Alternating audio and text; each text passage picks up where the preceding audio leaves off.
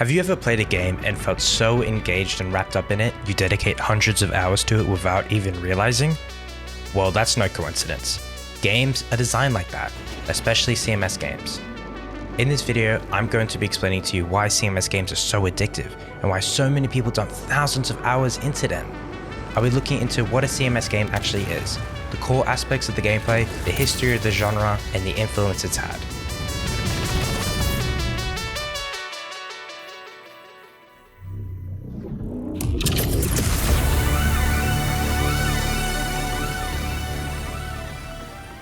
So, you've probably played a CMS game before without even realizing it. CMS stands for Construction and Management Simulation.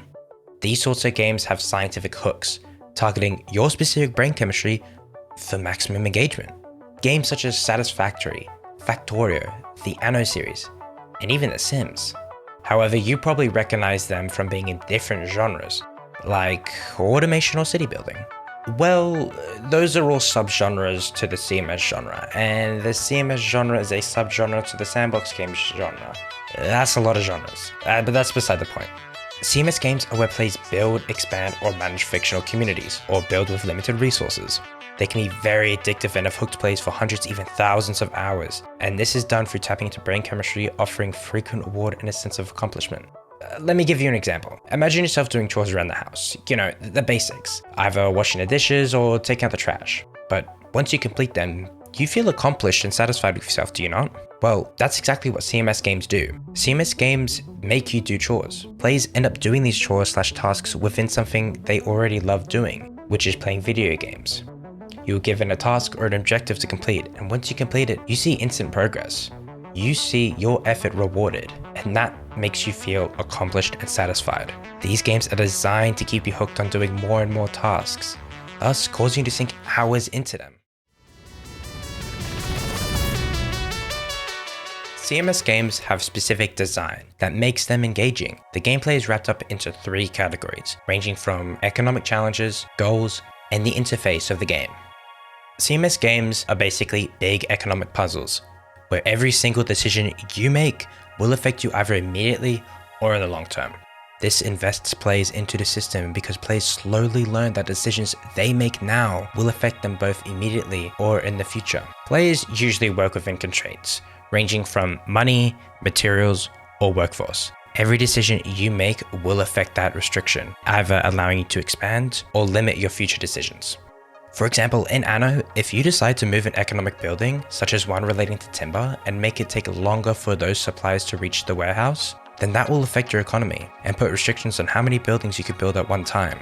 So games like Anno require you to think about your decisions, analyze them and forward plan, and if they pay off, you can feel extremely proud and accomplished, and you'll instantly see the progress. I've mentioned this before, chores are a staple part of CMS games, but they're not your typical chores. Not your chores that you don't want to do, like taking out the trash or washing the dishes. These chores are different. After you complete one, another one appears. These chores are something you want to do, something that motivates you, something that brings you progress and rewards you. This is what we call a chore loop, and Satisfactory does an excellent job in making the chore loop tap into the player's reward system within the brain. You might start with a simple chore, like getting iron. Then you can automate it with machines after you've already completed that task of getting iron. Then after you've automated it with machines, you're given another task, like creating the space elevator. It's like the player is put on one giant hamster wheel where they keep going around and round and round. This invests players for the same reasons as I mentioned before.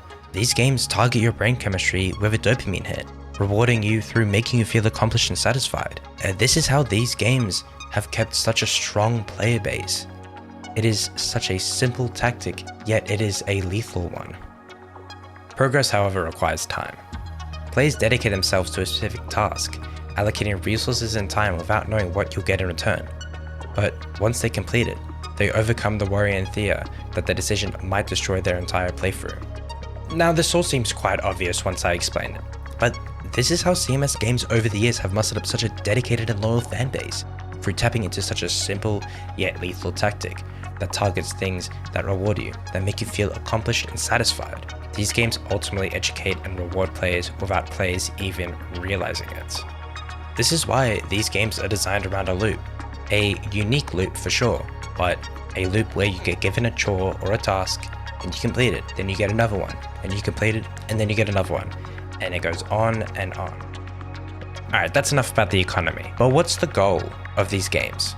CMS games focus on creativity rather than competitive competition like FPS games do. CMS games are usually single player, where players can explore, design, and experiment freely. Most CMS games do offer a co-op experience with your friends, so you don't need to worry about that.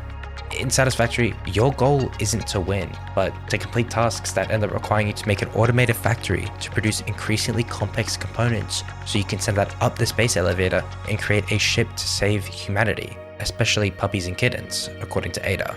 Not only is Fix-It saving humanity, it is saving all of Earth, including kittens and puppies. It is statistically likely that you appreciate the continued existence of kittens and/or puppies. CMSs don't usually have mandatory quests, with games like Anno having a story, but they're not actually compulsory. For example, in Anno 117, there are two options to pick from when loading up a game. You can either pick a free play mode where you just focus on designing a city, and the story mode where you still design a city, however, you have the additional option to go through the story. So since CMSs don't have any mandatory quests, what do players actually do? Each CMS game has goals set by the game itself, some smaller than others. However, this allows players to set their own goals, introducing a sense of responsibility, and with that comes the satisfaction of completing a task yourself. I've touched on this a little bit, but this rewards the players and instantly shows them the fruits of their labor. That keeps the players hooked on these games. Well, personally for me, I'd want to see the rewards for my efforts instantly. I wouldn't want to have to wait days, weeks, or months to see my progress in an update. I want to see it now. And that's exactly what a CMS game does, and that is exactly why it appeals to so many people. CMS games rely on complex interfaces, utilizing systems like graphs, charts, heat maps, advisors, and other pieces of information to help players understand core aspects of the game. These allow players to act as an overseer, controlling the world from the perspective the game is designed to put you in, with that either being top-down or first-person. These interfaces hook players by using clear and concise communication. It's easy to understand and immerses players due to its simplicity. However, whilst the interface can be simple, some games require the player to learn about the graphs, what different numbers, letters, or charts really mean. Yes, these graphs are simple, however they create an opportunity of learning, and that in itself empowers players to keep playing the game. With this simplicity, the results of players' actions are easy to digest, and it demonstrates what is required to succeed. It encourages players to continue to play for more progression and a sense of accomplishment. Alright, so before we move on, a fair warning. Whilst these main categories affect nearly all CMS games, different CMS games will experience these more than others. For example, in Anno, they will feel the economic challenges more than a game like Satisfactory, and Satisfactory will deal more with goals and interfaces.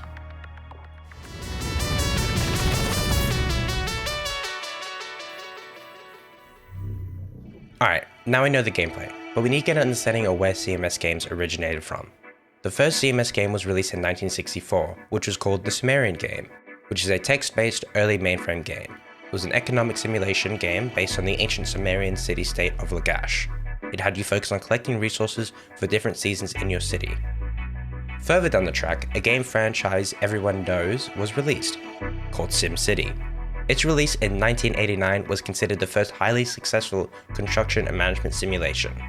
However, fast forwarding a few decades, then came the games we know and love today. From 2015 onwards, there was a major boom of subgenres within the CMS landscape.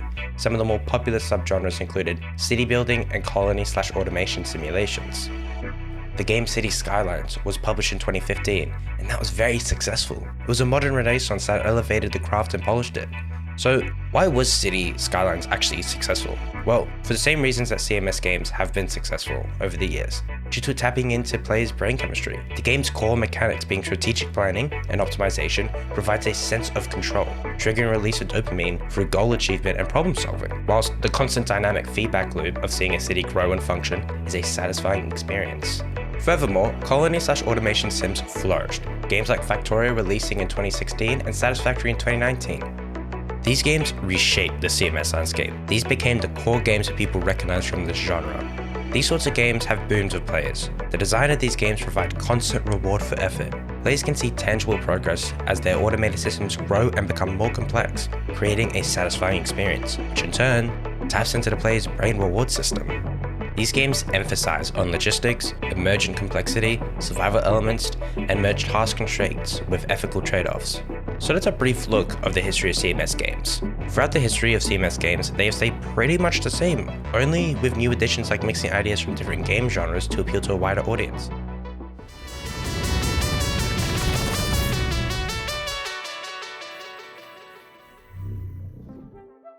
Now we understand what CMS games are, how they operate, and the history behind the addiction. But what impact/influence does it actually have on gaming itself? The main impact CMS games have had has been the shift to strategic, complex gameplay, where the focus is on managing complex systems such as economies and resources, heavily appealing to players who enjoy strategic planning and problem solving. A quick dive into the addictive nature of CMSs is that these games use psychological hooks, the reward system, and short-term and long-term dopamine hits. It is these hooks, pieces of engagement, and strategy models that make CMS games so unique, as players see the fruits of their labors almost instantly, which is why these games have such a loyal fanbase. Players get a massive sense of accomplishment. They can achieve a sense of progress in a little amount of time and achieve mastery for their dedication. I've mentioned this before, but this is how CMS games have such a big impact/influence on gaming itself. It's because they reward players instantly. They reward players for the effort that they put into the game. CMS games are addictive. They harness the idea of doing chores, and I think that's actually pretty great. You're doing a chore inside of a video game. It's not something boring like taking out the trash or doing the dishes, but it is something fun and engaging. You're always learning something new, whether that be a new mechanic or learning how to optimize something you've done countless times before. It's a constant loop. Every time you play these games, you want to complete a task, and once you do that, another task takes its place and you want to complete that one. So the next time you're playing a CMS game, be ready to most likely dump most of your day into it.